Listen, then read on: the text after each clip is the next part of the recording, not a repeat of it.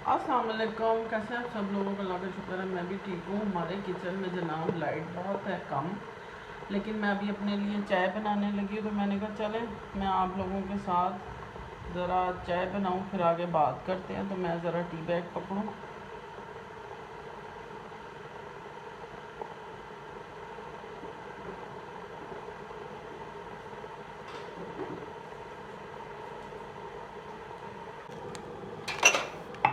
तो जनाब मुझे बनानी है चाय, और मैं एक मेरे पास ये तिपाल का इलायची वाला टी बैग है। तो मैं क्या करती हूँ, मैं इसको, और एक मेरे पास ये राउंड टी बैग है, और ये 2 राउंड टी बैग, ये है सिदरा की चाय। तो हम चाय में चीनी बिल्कुल नहीं पीते, क्योंकि ना मुझे पसंद है ना सिदरा को पसंद है, और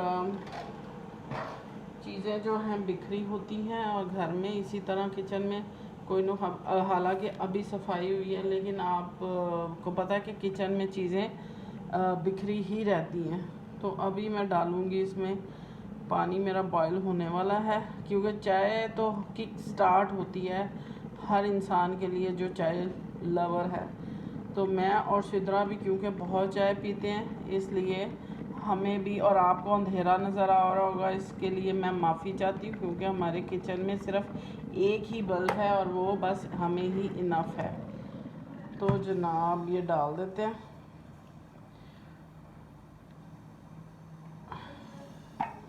और ये अभी ज़रा 2 मिनट में टी बैग जब मिक्स हो जाएंगे, फिर मैं इसमें दूध डालूँगी। तो चलें साथ साथ बात करते हैं, साथ साथ जनाब आपको मैं बताती हूँ कि मैं चाय किस तरह लेके जाती हूँ अंदर। अंधेरा इतना मैं क्या करूँ, क्योंकि हम अभी सुबह सुबह का टाइम है, उसके बावजूद अंधेरा है। ये मैं रखूँगी 1 चम्मच, और ये दूध की बोतल। तो चलें जी, ये लेके चलते हैं हम अंदर।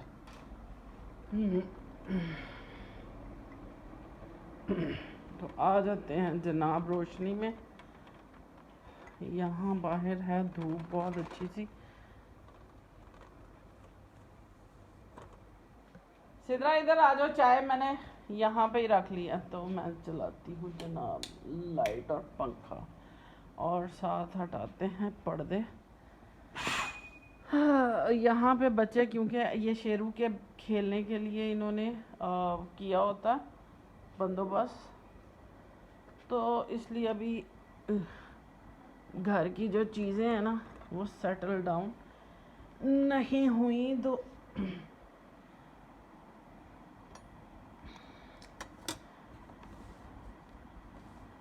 सिरा आती हो, क्योंकि मैं एक हाथ से, तो मुझे बड़ा मुश्किल लगता है जो एक हाथ से खाना भी बनाते हैं, व्लॉग भी बनाते हैं, जो कि बहुत ही। तो जनाब चाय पी रही हूँ, और शेरू आके धूप में बैठा है, और उसको मज़ा आता है इधर इस तरह की चिड़ियाँ देखने में। कल असल में मैं सोच रही थी कि मेरे बच्चे कहीं काम गए थे, एक छोटा सा प्रोजेक्ट था। जब वो आए, उन्होंने अपने पैसे जो थे वो मुझे दिए। जब दिए तो मैंने नॉर्मली पकड़ लिए, और उसने बहनों को भी सिद्रा ने पैसे दिए कि ये लो तुमने। हाँ जी शेरू, कुछ नहीं है कुछ नहीं है। उसकी दुम हिल रही है, तो उसको लग रहा है कि वहाँ पे कुछ चीज़ है।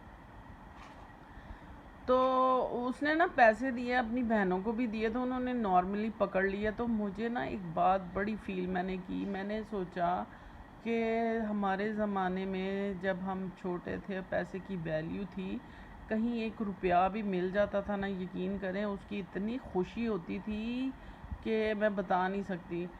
10-20 रुपये ही अगर एक्स्ट्रा होते थे, तो लगता था आपके पास दौलत है पूरी दुनिया की। तो लेकिन अब हज़ारों रुपए भी अगर आप किसी को देते हैं, बच्चों को पकड़ा देते हैं कि ये तुम अपनी कोई काम कर लेना, तो वो बस नॉर्मली पकड़ते हैं, क्योंकि उस रुपए की वैल्यू ही ख़त्म हो गई। और दूसरा, हमारे जो मुझे लगता है कि एक तो वैल्यू ख़त्म हो गई, दूसरे हमें वो खुशी ही नहीं होती वो चीज़ को हासिल करके, जो असल में हमें खुशी होनी चाहिए। पहले ज़माने में छोटी छोटी खुशियाँ इतनी इम्पॉर्टेंट होती थी। मुझे याद है कि जो अम्मियाँ होती थी, जब हम लाहौर आते थे ना, तो हम देखते थे कि जो अम्मियाँ खाला कुछ ना कुछ फ्राइडेज या थर्सडे को क्या करती थी कि फुलियाँ छोले मंगा के ना, उस ज़माने में ये फुलियाँ छोले कहते थे, और बीच में रेजन्स डाल देते थे, मेवे जिसे कहते हैं, और डाल के वो बांटा करते थे और साथ 1 रुपया दे दिया करते थे बच्चों को ना। तो मुझे नहीं पता वो सदका होता था या किसी के लिए दुआए खैर की होती थी या क्या, कुछ ऐसा होता था वो चने बांटने का। मुझे आज तक समझ नहीं आई कि क्यों। मेरा ख्याल है इसीलिए बांटते थे कि कुछ फातिहा पढ़ के तो लोगों को बांट दिया करते थे, बच्चों को ख़ास तौर पे। तो उसकी जो वो जो पहले तो शर्म आती थी हमें जाते हुए, लेकिन जो आम जो वहाँ लोग रह रहे होते थे वो बड़े खुशी खुशी जाते थे और वो चने लेके आते थे झोली में डलवा के, और अगर उनको साथ 1 रुपया या 4 आने मिल जाते थे, वो खुशी उनकी दीदनी होती थी। इतने खुश होते थे लोग, बच्चे, कि मैं क्या बताऊं। वो और वो 2 दिन वो चने खाते रहते थे सब अपने अपने, और उसमें कोई शर्म नहीं महसूस करता था। अब आप देखिए आपके इर्द गिर्द अगर जितने भी लोग हैं, अगर पहले तो हमें यही नहीं पता कि हमारे इर्द गिर्द रहता कौन है, कौन कौन हमारे आसपास रह रहा है। और पहले ये होता था कि अगर शादियाँ होती थी ना मोहल्लों में, तो उस शादी के लिए हर कोई कंट्रीब्यूट करता था। अगर उन शादी वाले घर को और अगर शादी वाले घर को कोई बिस्तरों की भी ज़रूरत पड़ती थी, बर्तनों की ज़रूरत पड़ती थी, तो हर मोहल्ले का जो लोग थे वो उनकी हेल्प करने के लिए तैयार होते थे। तो बहुत ज़्यादा आपस में इत्तेफाक, प्यार, मिलन जुलन होता था, एक दूसरे की इज़्ज़त होती थी, एहतराम होता था, मोहब्बत होती थी, रवादारी होती थी। पर अब आजकल जो है वो इसीलिए कुरान पाक में आता है कि अपने हमसाए की खबरगिरी रखें। आपको ये पता होना चाहिए कि उस घर में कुछ खाने को बना है या नहीं बना। लेकिन हम लोग बिल्कुल, मैं फिर वही बात करती हूँ कि मैं किसी का क्या कहूँ, हम लोग इतने रिज़र्व हो गए हुए हैं। मैं खुद के कोशिश होती है कि बिल्कुल किसी के घर डिस्टर्ब ना किया जाए, अपने घर चुप करके बैठ जाए। पहले ज़माने में ना गलियों में जब रहते थे, तो जो बड़ी बच्चियाँ होती थी वो क्या करती थी, उन्होंने नई कुछ भी डिश बनानी होती थी ना, तो वो साथ, क्योंकि फ्रेंड्स आपस में हम वहाँ रहते थे, तो वो ज़रूर एक पूरे जो मोहल्ला होता था उसमें वो चीज़ बांटी जाती थी। हालांकि गुर्बत का दौर था, मिडिल क्लास थे, लेकिन बरकत थी, एक दूसरे में इत्तेफाक था, प्यार थी। प्यार में वैसे ही बरकत होती है, तो वो उस चीज़ को उसमें अल्लाह ताला उसमें बरकत खुद ही डाल दिया करता था कि सब एक दूसरे को चीज़ चखा रहे हैं, बांट रहे हैं। और एक ज़माना ऐसा था, ये वही ज़माना था जिसकी मैं बात कर रही हूँ, कि घर में अगर बच्चे को कोई चीज़ पसंद नहीं आती थी, खाना खाना है रात को या दोपहर को, तो वो बच्चा अपनी प्लेट एक प्याली पकड़ के साथ वाले हमसाए में बड़ी फ्रैंकली चला जाता था वो बच्चा, और कहता था जी आपने क्या पकाया, तो कहते थे हमने ये पकाया, तो कहते थे मुझे थोड़ा सा सालन दे दें क्योंकि मुझे घर में जो पका पसंद नहीं है। और यकीन करें कि खुश दिली के साथ जो माएँ होती थी वो डाल के सालन दिया करती थी। अब आप सोचें कि अगर मैं प्लेट लेके जाऊं साथ वाले घर में, जी हमने जो पकाया वो मुझे पसंद नहीं है, तो आप सोचें वो मुझे कितनी बातें करेंगे या मेरे बच्चे को कितनी बातें करेंगे। हाँ, और अभी के जो पेरेंट्स हैं, जब वो हमारी अम्मी ने कभी नहीं कहा था कि खुद क्यों नहीं खाया तो दूसरों को क्यों खिलाया, क्योंकि अक्सर ऐसा होता था कि हम रोज़ अचार और रोटी पराठा लेके जाते थे, और मेरी एक फ्रेंड लाया करती थी स्लाइस में वो जैम या क्या मक्खन लगा के, तो हमें वो अच्छा लगता था, क्योंकि अपना रोज़ रोज़ खाते थे, नहीं अच्छा लगता था तो हम बदल लेते थे और इतना मज़ा आता था। वो मेरा खा, वो कहती थी मुझे तुम्हारा ये लंच बड़ा पसंद है, मैं कहती थी मुझे तुम्हारा ये लंच पसंद है, तो हम चेंज कर लिए थे। अब जब बच्चे अपनी माँ को आके बताते कि मैंने अपने फ्रेंड को दे दिया मैंने उसका लिया तो माँ कहती है खबरदार, तुमने अपना लंच उसको दिया, तुमने ये खुद खाना है। और वो नगेट्स या इस तरह की चीज़ जो बना के देती हैं तो माओ को गुस्सा चढ़ता है कि वो दूसरों को दे देता है बच्चा। वो कहती है खुद खाओ, दूसरों को मत दो, क्योंकि हमारे दौर में अम्मियाँ कहती थी मिल के खेलो। एक चीज़ लेके आती थी, बॉल आ गया या रैकेट आ गए या कुछ ऐसी चीज़, तो जो भी हमारे पास खिलौना होता था हम सारे मिल के खेला करते थे। वैसे मैं आपको एक बात बताऊं कि मैं आप लोगों से ये बातें करती हूँ, मेरे बच्चों ने आज तक मेरी स्टोरियाँ नहीं सुनी होती उन्होंने वो इस, हाँ मैं यही बता रही हूँ कि मेरे बैठे हुए जब मैं बात कर रही होती तो तब गौर से सुनते हैं। मैंने बहुत से ऐसे किस्से सुनाए, जैसे कि पहले ज़माने में कुएँ होते थे, या मैंने एक अभी मेरे दिमाग में एक बात आई, अब बच्चे हैरान होकर सुनेंगे कि पहले ज़माने में जमादार हुआ करते थे और छतों पे बाथरूम हुआ करते थे और वो ऊपर ही ऊपर से होके चला जाता। तुम्हें पता ही है बात।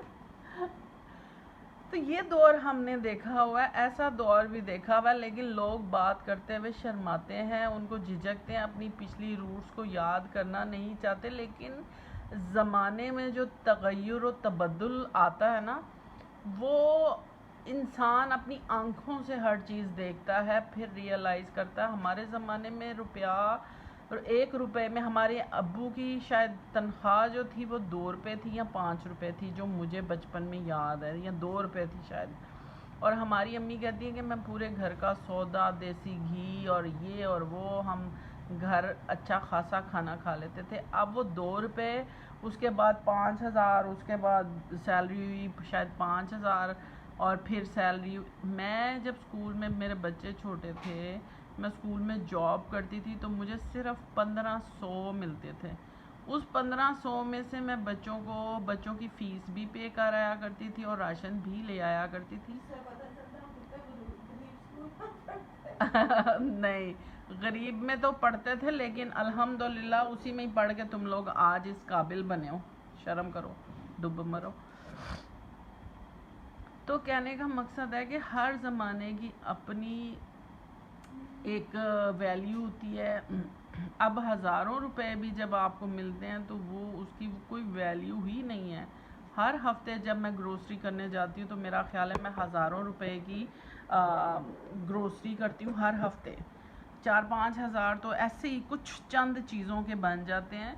और करते हैं। एक टाइम ऐसा था कि हमारे पास चंद रुपए नहीं होते थे कि हम कुछ ख़रीद लें, लेकिन अब वही जो हज़ार हैं वो हम लोग आराम से खर्च कर लेते हैं, क्योंकि टाइम जो है वो उसकी रुपए की कदर कम होती चली जा रही है।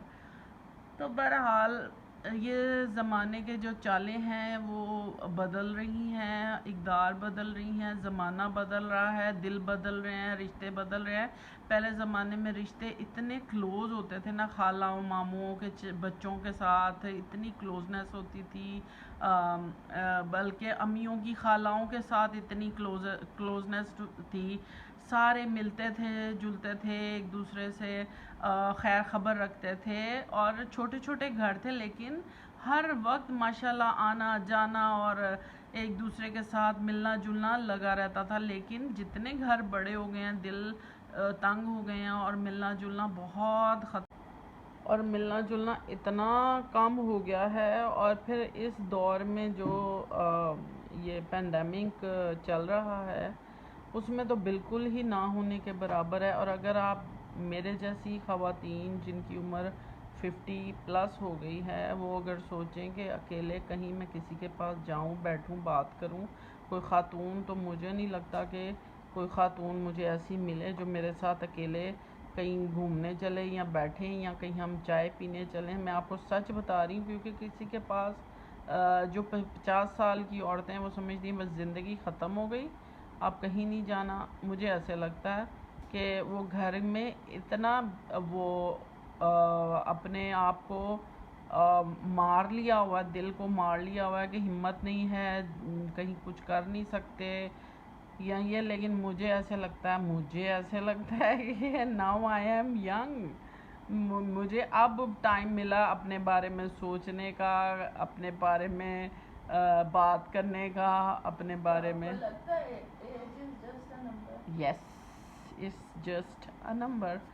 कई लोग नहीं believe करते। हाँ, कई लोग नहीं असल में ना मैं आपको सच बताऊं, इस पुराने पहले जब बच्चे छोटे थे ना तो उनको संभालने में उनके काम अभी भी मैं उनमें इन्वॉल्व तो बहुत ज़्यादा हूँ, लेकिन अभी मुझे टाइम मिलता है किताब पढ़ने का, अभी मुझे टाइम मिलता है कुरान तफसील से पढ़ने का, अभी मुझे टाइम मिलता है सूरतें याद करने का, अभी मुझे टाइम मिलता है अपनी अलमारियाँ साफ़ करने का, अपनी चीज़ें देखने का, अपना चेहरे को हर चीज में अपना हाँ, क्योंकि कभी ये ज़िंदगी में किया ही नहीं। मुंह पे बाल मूछे हैं तो वो सालों मूछे रही। और वो कौन कहता है नहीं नहीं होनी चाहिए, आपके बाल डाई होने चाहिए। मेरे बच्चे कहते हैं, अब मेरे बच्चे हाँ, मैंने बाल डाई नहीं किए थे तो बच्चों ने कहा क्या हुलिया बनाया हुआ, तो मैंने अपना बाल डाई किए, मैंने अपना फेशियल किया, मैंने अपने मतलब जो मैं छोटे छोटे, हालांकि मैं बीच में से हम भी वही औरतें हैं कि दिल नहीं करता कुछ करने को, अब बैठें, अब आराम से जब टाइम मिला तो लेटें, कोई किताब पढ़ें, लेकिन अपने आप को भी, क्योंकि सफाई तो खैर रखते थे लेकिन थोड़ा ज़्यादा केयर करें, अपने आप को लुक आफ्टर करें, अपना थोड़ा पैम्पर करें अपने आप को।